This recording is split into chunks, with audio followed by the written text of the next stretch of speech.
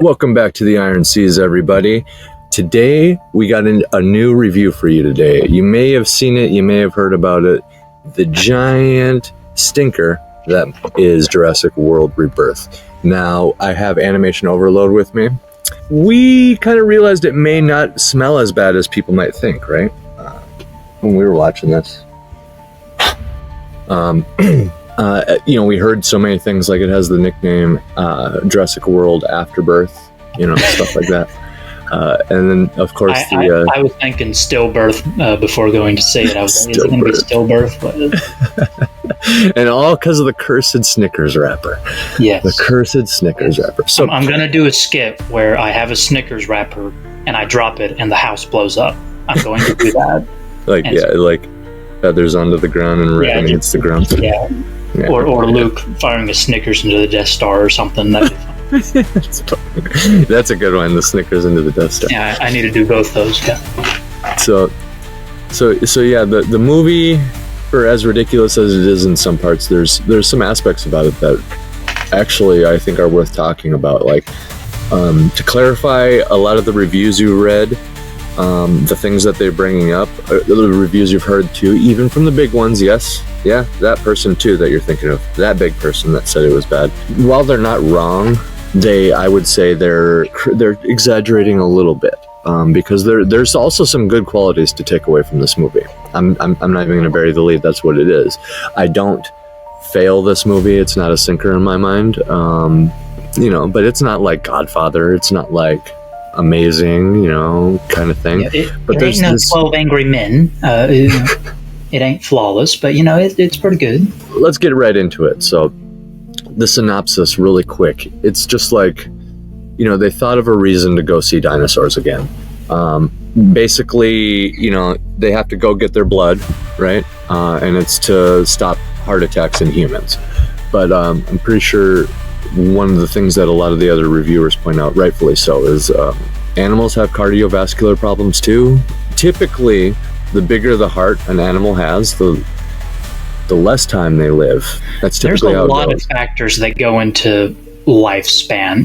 It's diet, it's environment, it's how good their genetics are. Because it's true that larger animals, they don't live like insanely longer than us. Like great white whales, blue whales, they live like 80, 90 years. About human length average, right?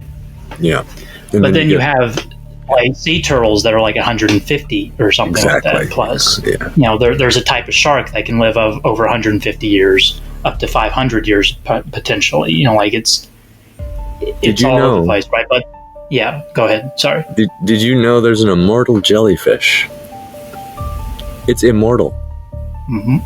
That's what scientific fact? It like when it reaches the end of its life cycle or something, it reverts. And instead of dying, instead of dying, it restarts.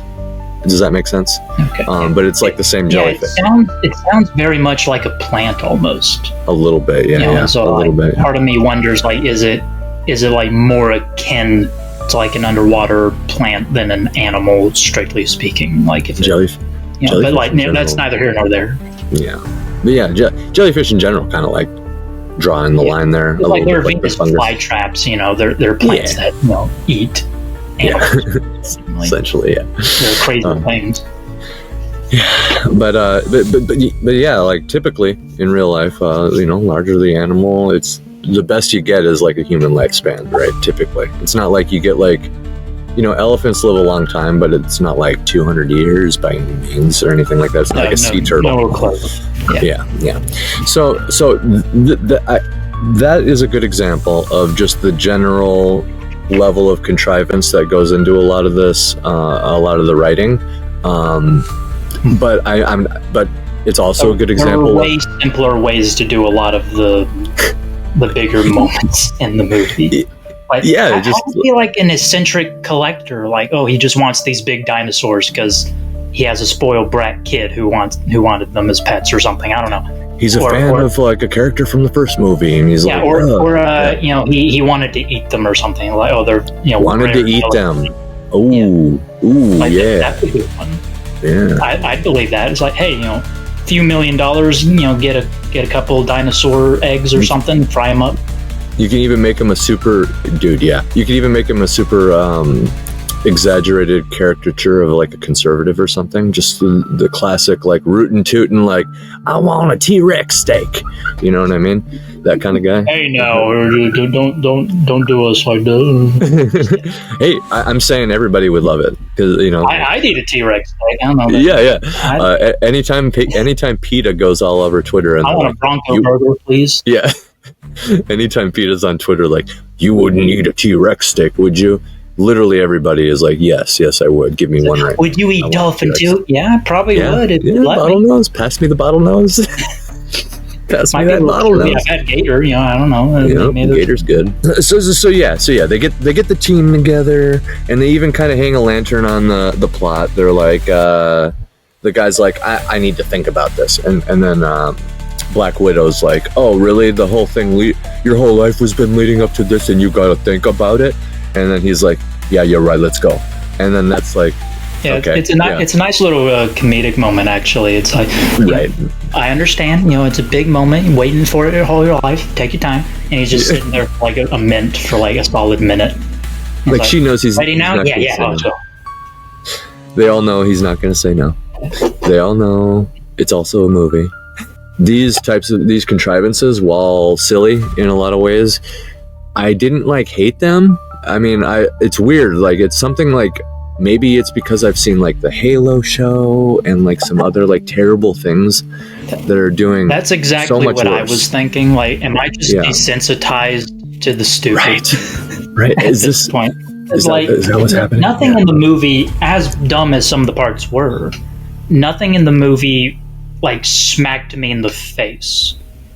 Right. With how stupid it was. Or like made you throw up in your mouth or something. You're like, I don't like I've that. seen way dumber things or equally dumb things in other movies, and I was more bothered in those movies by them. Like the Haldo maneuver from Star Wars or something like that. That's like you're breaking lore so hard. Yeah, or Luke projecting his force ghost powers across, or they could have did so many cooler things in that too. Yeah, or Mon being a super duper mega, ultra, Mangakyo Sharingan bloodbender. It's just dumb. Yeah, those frustrated me more than anything in this movie. So, as true as a lot of the negativity that's being talked about Jurassic World Rebirth, it's important to say there's a lot of good stuff too. My first thought is the cinematography. Like, one of the first things I noticed was the camera work.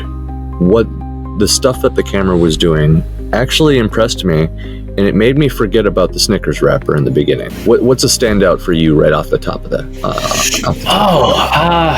A lot of the establishing shots, there was a shot with Scarlett Johansson on the boat, and there's like lightning in the background that looked very nice. Yeah, dude. Very beautiful.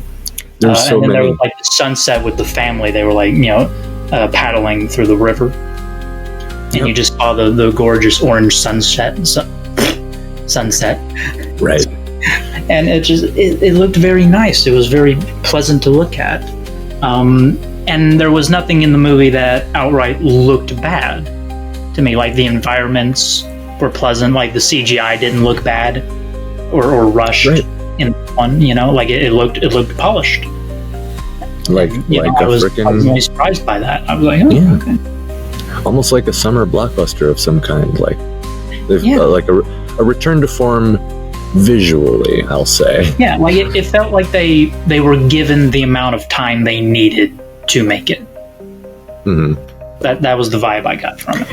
And I mean, if you want me to be super real right off the bat, the only thing it's really suffering from is bad writing. Like, there's a lot of good stuff. They got good actors in here too. I think several of the reviewers were talking about how good actors were given like a terrible script, right? I think the actors did well with what they were given, and I think that there were moments that, if the writing was better, they would shine more. Because it's kind of like a shiny turd, I guess. It's still shiny, but I get why people are like, oh, it smells bad. Well, because that scene on the boat with Scarlett Johansson, she's just looking out over the water, and she's like on the verge of tears. and it didn't feel hammed up. It didn't feel forced. It felt very natural, like she was like thinking back to her friend who had died recently, right? And that leads right into the same scene where she's talking to the guy, and she's like, "Yeah, I probably didn't wait long enough before going on another mission like this." You know, and like there's a lot of good character moments.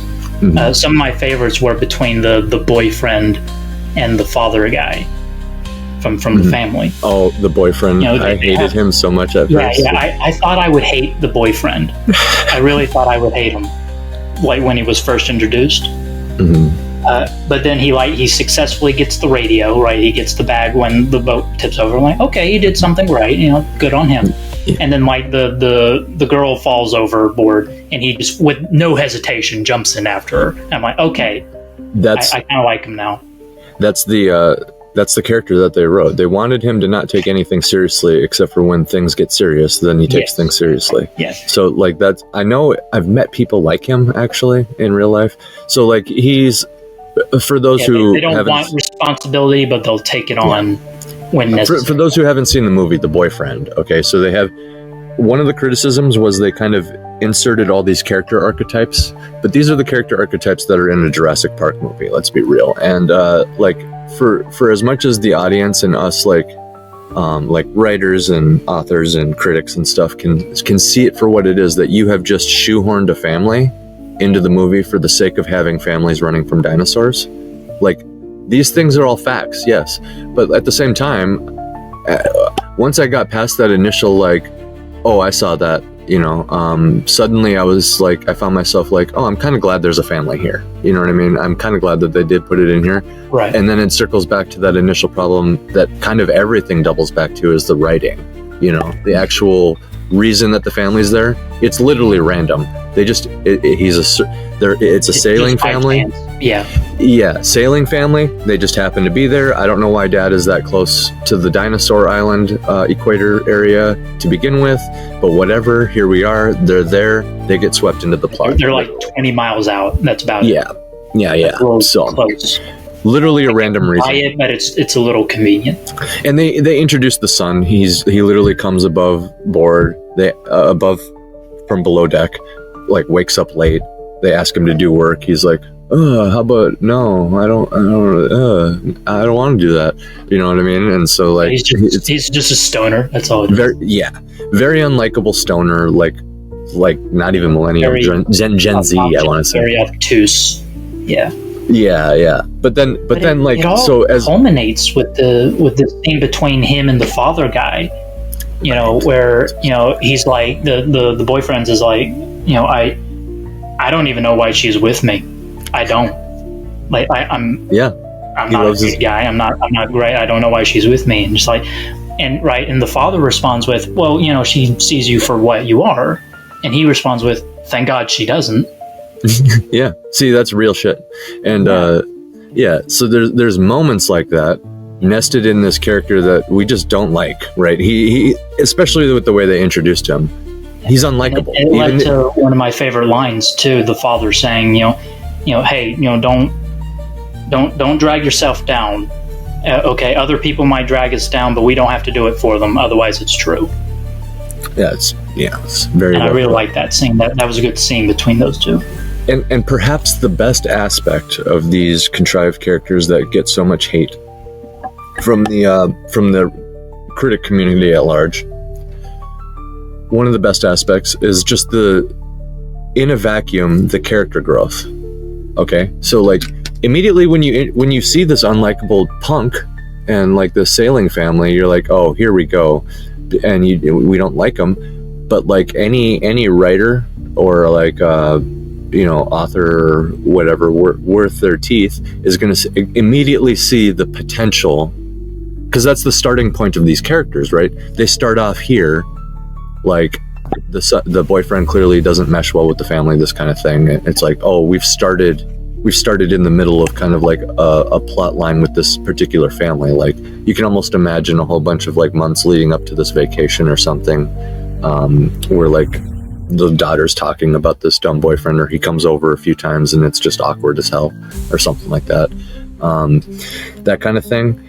And yeah, it just it all leads to this particular amount of static character growth. So we're introduced to them at that point, that entry level, and we should be able to see, hey, there's potential for, like, clearly Dad's gonna like him by the end, right? When you highlight something like, oh, Dad doesn't like him, he doesn't really fit in, well, then that's almost like Chekhov's gun. Like, is he gonna fit in by the end? Will Dad like him? Is he gonna die? Is Dad gonna die? Like, what's gonna happen, right? I mean, if it was like an earlier Jurassic Park, he probably would have been the first one to die. Like if it was like 2 or 3. Yeah. Back when they killed the unlikable characters. Yeah. They made them unlikable so that you're happy when they die. They were more slasher films. Yeah. Like past the first movie. Right. We all know the guy from I forgot his name. Newman from Seinfeld. Very unlikable guy the entire time. Very satisfying when he's devoured. Jerry. Yes, yeah. Very satisfying when he's devoured. But yeah, that might be another, writing problem. Like, for as much character growth as there is in particularly the family. I won't say every character grows like that. Yeah. For sure, there's like, did Black Widow grow as a character? I don't know. There's a few characters where I'm like, I don't even know. She opened up to she had this nice little relationship developing with the professor guy. Yeah, which was kind of nice. Like, they had some nice chemistry there, and Professor guy had the best motivation. Yeah, he kind of opens her eyes to the idea of, hey, maybe we shouldn't just do this for the money. Maybe we should do this for like everyone. And she kind of comes around, but like, not the strongest arc, but like there's something there. There's a little something. Agreed. And it made me kind of think that they didn't really need her to be like a super soldier spy. She's Black Widow. That's why I said Black Widow instead of Scarlett Johansson. Literally, it's just Black Widow, and that kind of brings me to another point. Job with what she's given. She's just not like, I would have expected someone like, I don't know, like Sigourney Weaver. Or like an older spy. Yeah, I know what you mean. Yeah, like an older spy. Like someone more kind of more gruff, I guess, if that makes any sense. Just a little bit. More out of bubble gum, here to kick ass, and less femme fatale. Yes. Yeah. I agree with that. Why do you need a femme fatale for a dino movie? That's kind of odd. The D-Rex. Yeah, like if she was like infiltrating a facility that had dinosaur DNA, right, and she was like going in undercover or something, that would make more sense. Get past the like a sexy version of Newman. Bro, there you go. Bro. You got it. I don't think anyone would complain about that. Like, it would. Nobody would have complained about sexy Newman. Like, you'd have to tweak the whipped cream scene and everything. You get that. Would work. You get the whipped cream scene and everything. Where he's like and wipes it on the pie. Like, you could have something similar nodding at that. Instead of just having a flashback to 17 years ago, like the movie just takes place 17 years ago. And it's just an espionage story. She's like trying to get in to get DNA samples or something. Damn, dude, yeah. Or, I mean, if we're gonna just do some very quick rewriting, I'll summarize my plot. 2 movies ago, the dinosaurs get out when they first tease it. Maybe 3 movies. I don't even know how many movies there's been. And ever since then, it's been actually Jurassic World, right? Yeah, that's my Dino Apocalypse, The Walking Dead. They've been building to Planet of the Apes, but with dinosaurs. Exactly. That's what I'm saying. 4 movies now. That's what I'm saying. And they, for some reason, opened this one with, the dinosaurs are almost all dead or dying, and there's just a few pockets on some remote islands in the equator. And I'm like, so you like hard reset it then? You skipped it. Yeah, you skipped the whole. Yeah, but. So the DNA is still technically their animation. So if they really wanted to continue this bloated corpse they franchise, can still do it. It's odd to like, okay, here's like 3 steps forward, now like 2 steps back. Yeah, like, you can't call it Jurassic World now, though. I mean, I suppose Rebirth doesn't make sense. Absolutely no, it doesn't. No, the movie title, and that's again with the writing. So like, but like, they would have to call it Dino Apocalypse or Jurassic Apocalypse or something like that. That would be the next like phase. Dino-ocalypse. Yeah, something like that. Yeah, and they could steal my woolly T-Rex and have like the dinosaurs all over the planet, basically. Like, yeah, they become woolly in cold regions and scaly in equator regions, right? And it'd be scary. We used random DNA, and so now they have the ability to adapt just about anywhere. Oh no, they don't even have to explain it. They just life finds a way. Life finds a way. If you needed to explain it, just say, "Oh, like a bunch of facilities had the DNA, and they were just cranking crap out." You could also got out of hand. Exactly, and you could also just explain it away with corporate terrorism. Just this country was doing even crazier things. A solar flare came by and just knocked out all the technology, and now the dinosaurs are running rampant. Like, boom, yeah. So yeah, that's our rewrite. That's what this could have been. So like, yeah, we're right there with everybody, like ready to talk crap and stuff, but like at the same time, we do have to be honest about the good things. And the number one thing I'm gonna say is like the camera. There's a few scenes where like they're just chilling, kind of like how I am right now, and then just like my background, like a dinosaur, like the T-Rex will just like rise up behind them, and it's just like, it's very clearly good cinematography. This is what bugged me about. Well, right, like this is what bugged me about the bigger reviews. None of them were saying any good things. They were like all making it sound like it's the worst movie of all time, and like, yeah, there's bad writing. They don't look like goofy, uncanny cartoon, whatever. A lot of it can be chalked up to like the algorithm. Like it's, they have to like focus on what is going to catch attention, partially. But then a lot of the other ones are like, they do go into like, what works and what doesn't. But the stuff that doesn't work just really doesn't work for them. And which so I don't blame them. Yeah, like I totally get it. Like, a pretty cinematography to a bad script is just wasted potential, essentially. And in fact, I'm sure everybody has kind of heard enough about this movie. To be honest, we could go into more details, but I mean, I think we've just kind of identified the main problem, and that's going to be the writing. That's the writing, right? Because think about it, the acting. Great acting. Even in the big reviews, they said, "Oh, it's good actors wasted on a bad script." So even they admit, great acting, bad writers. Okay, writing, bad writing. But even within the bad writing, there's a couple compelling nested things. Like, I kind of did like the idea that they needed the dinosaur's blood. It's just the reason was like, it almost would have been better. There were a million other ways to explain it. Yeah. Right. I really liked the idea of the dinosaur blood. And even when, like, I didn't like but, like, getting it for, like, heart disease and shit, that's where, like, they lose everybody. The contrivance of it. And, like, even the little concoction, the parachute thing, like, okay, that kind of reminds me of, like, Jurassic Park 1 and 2, and, like, kind of 3 a little bit. Like, mostly 2, I want to say. When like Engine went in with like the army basically and was like, like kind of reinvading the island. I think it was the second one. The opening of the movie reminded me of the opening to the first movie a little bit. Honestly, like, we open up on the scene. There's people messing with something in a cage, and then the thing shows up. Someone dies, right? And it's meant to create like mystery and intrigue and like suspense. It's like, oh, what is it? The thing is, it doesn't function the same way it does in the original. In the first movie, the opening scene is, they're at the cage, they're putting the raptor, what we find out is a raptor, in the exhibit, right? And one of the fellas ends up dying. Well, that one scene actually has a lot more going on than just visually what is happening. Not only is it creating a mystery and intrigue, it's like, oh, what's going on, what's in there, what are these people up to?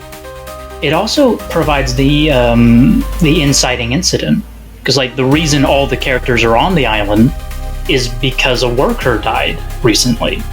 Yes. So, and that's something that this one misses too. They tried to make they tried to open with the inciting incident, showing how like the D-Rex got out. It was like a flashback, but even then, that's like not the reason that they're all going. Like the D-Rex isn't even on the menu for like Pokemon to catch, so to speak.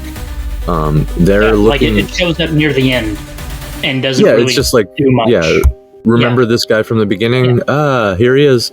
Again, bad writing. In the first movie, like, you know, it's like mystery and intrigue. It's setting up the inciting incident. It's why everyone goes to the island in the first place, to see if it's really safe or not. Yeah. And on top of that, it even introduces the idea of the raptors, which end up being majorly pivotal throughout the whole movie.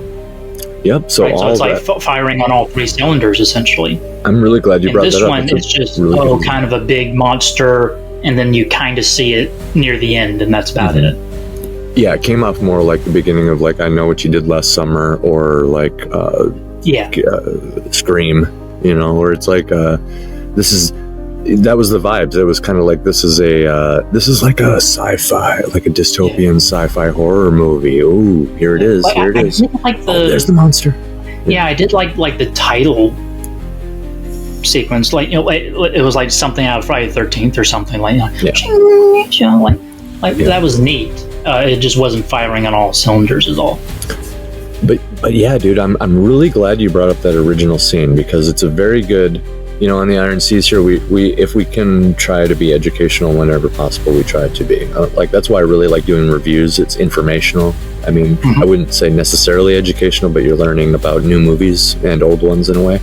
But like, yeah, you bringing up the first scene of the old one, fantastic idea. This is Spielberg, right? This is like good writing. This is probably Crichton weighing in on it too back in the day.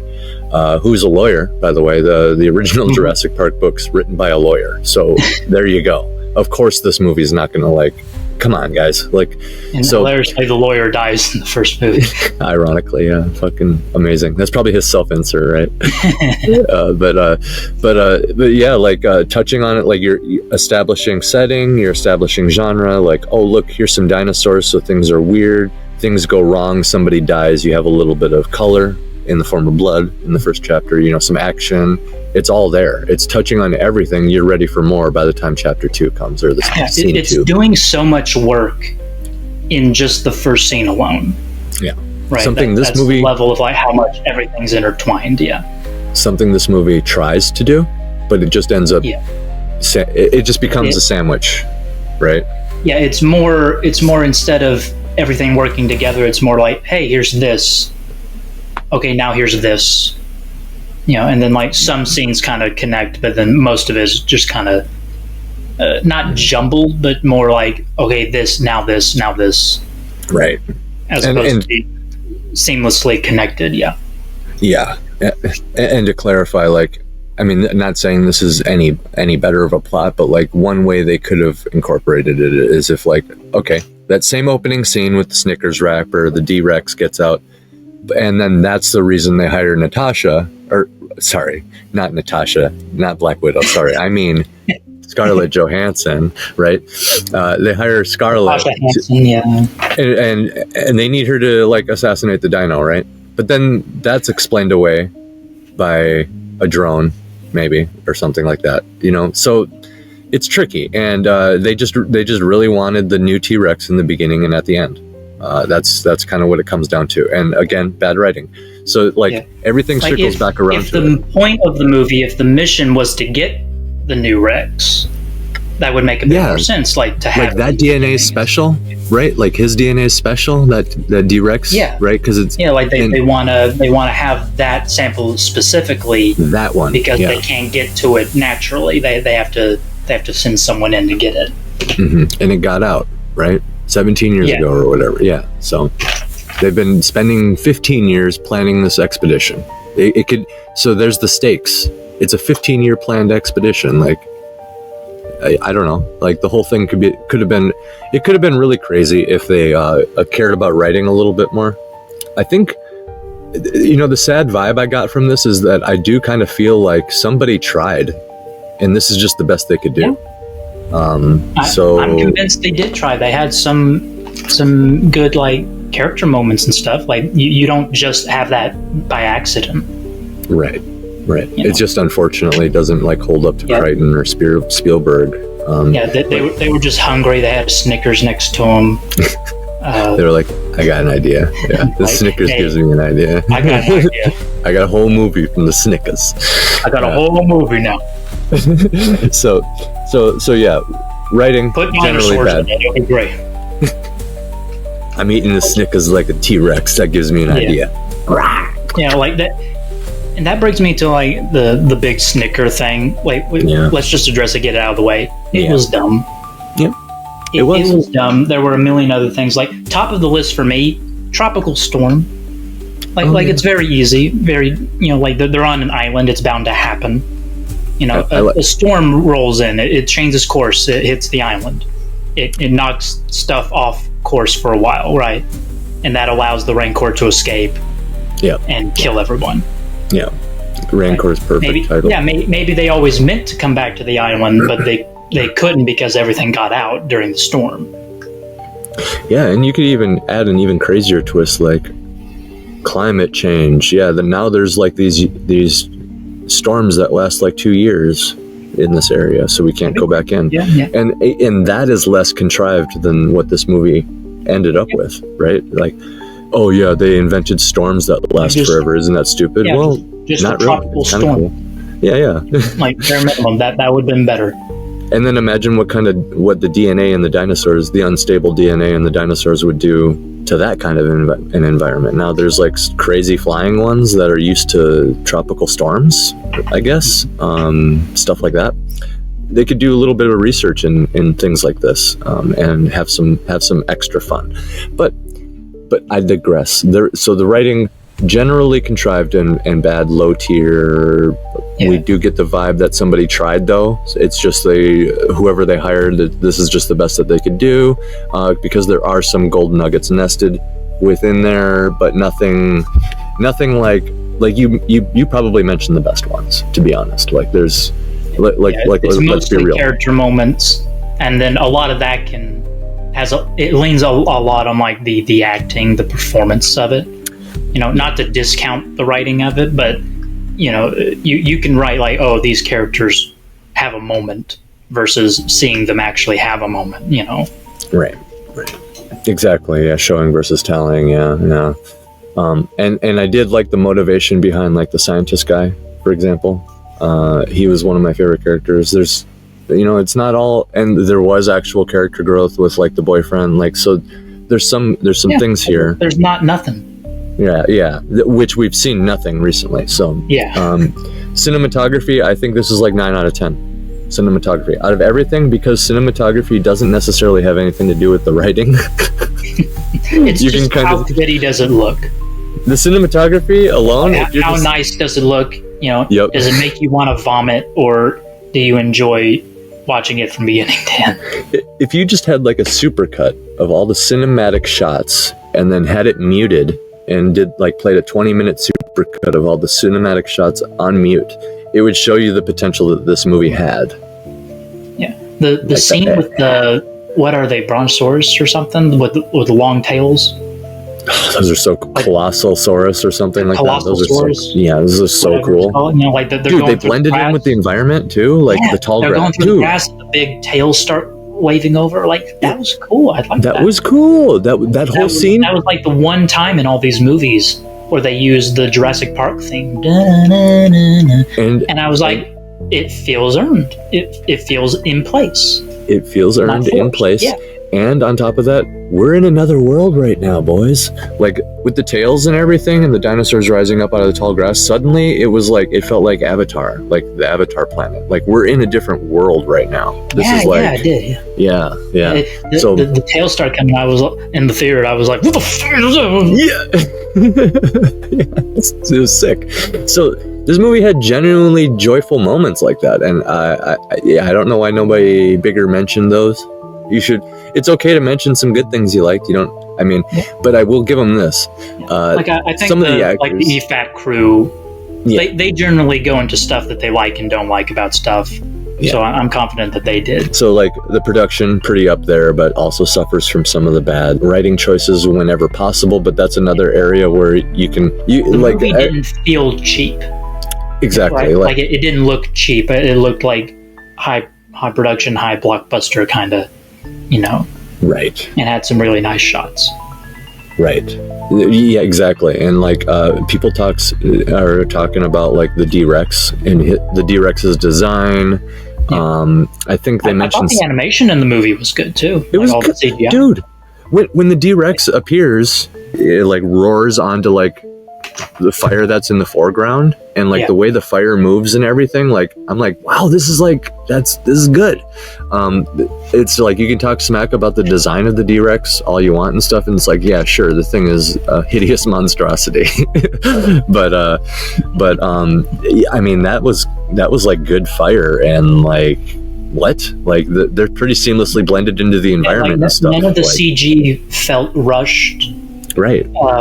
Like I might have like a little thing about like the movement, like of some of the big creatures felt a little quick, but then that's also, like some big animals do move fairly quicker than you think. So like reaction speed, like the giant bird is like trying to peck at them, and it's like it's moving quickly, but it's still missing them several times. It's just one of those things.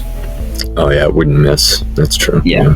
It's That's or it would like developed. If they like got nicked in the arm a little bit or something, that would really sell it for me.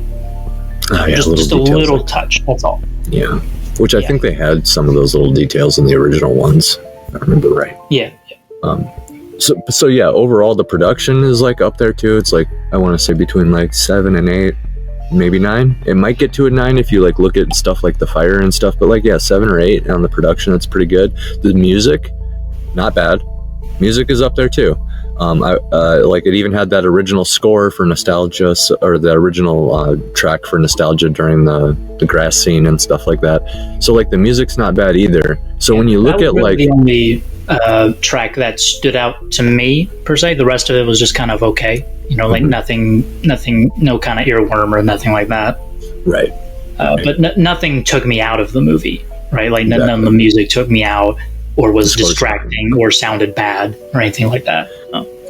Score doesn't like stand out or anything, but it delivers like a cinematic summer experience, and there's nothing that takes you out. Just like you said, that's a great way to put it.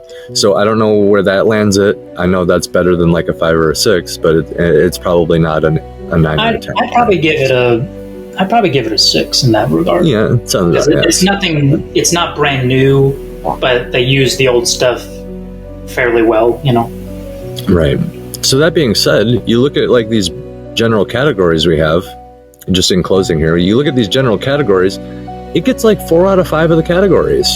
So like, but it's like not a good movie, right? So it's like kind of a fascinating case example, and why I was excited to cover it with you, because while me and you could recognize it for what it was, there was some undeniable positive things here, and actually on paper there's 4 out of 5 positive things here. Now I'm not gonna say it's a 4 out of 5 star movie, but like that's kind of interesting to look at, right? Writing, as it turns out, matters. Yeah. You can't put that like, I guess, on equal terms with other things. So here it is, folks. 4 out of 5, but the one thing it failed on was writing, so it's actually a 1 out of 5 movie. Weird how that works, right? As a storyteller, I really do prefer when a story is well written. Yeah, dude. It's like the number one thing, because like like everything is intertwined at the end of the day, It kind of makes me just want to ignore it. Where it all begins, it's kind of it's the bowl you put the ingredients in, if you will. You're right.